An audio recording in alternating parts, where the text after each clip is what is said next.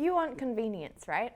With how life seems to be going in our modern times, everybody wants convenience. Everybody's busy, nobody has time. Everybody wants something that's convenient, practical, quick, fast, for yesterday. But does all of this come at a cost? Especially when it comes to food, I highly think so.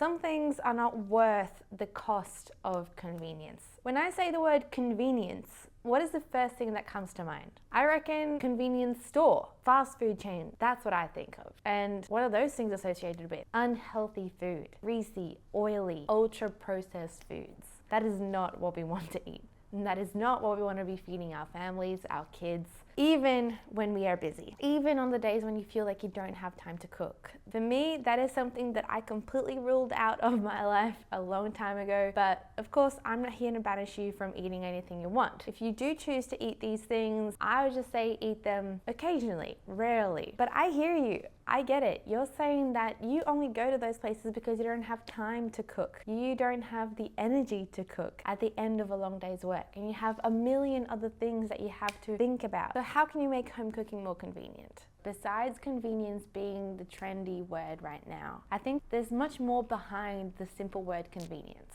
If we want convenience, that actually means we want more time. And if we want more time, what do we want more time for? What is it that you really want to do with your time, but instead you're going to work? Of course, we need to work. We need money. But it almost seems like we're stuck in this loop of, I don't have time, so I'm spending more money to save time, but my time is spent working, which gives me money, and is almost counterproductive, right? Am I the only one seeing this?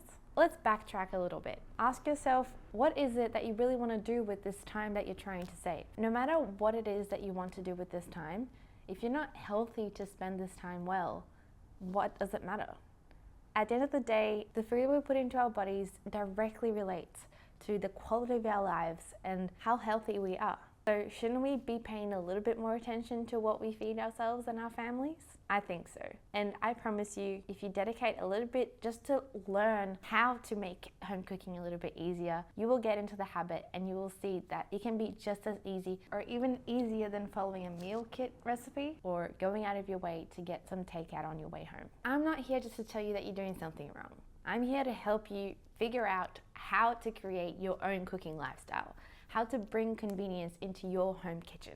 And I truly believe it all comes down to systemizing and creating new habits that make cooking something easy and something you enjoy, not a chore or something that stresses you out. This is what this channel is about. It's about empowering yourself with the skills and knowledge necessary so that you don't have to rely on these companies that are simply just trying to sell you something that you can do yourself, whilst lying to you about how healthy their product actually is. The truth is, you don't need someone or something to tell you what to do. You can learn the right skills and habits to implement into your life so that your approach to cooking is what makes it convenient, not the product that you're buying. You may already even have the necessary skills. It's just about implementing them the right way. So follow along to find out more of these habits and systems that you can apply to your life to make cooking a little bit more convenient, as well as delicious recipes, of course, to bring some variety and new flavors into your kitchen.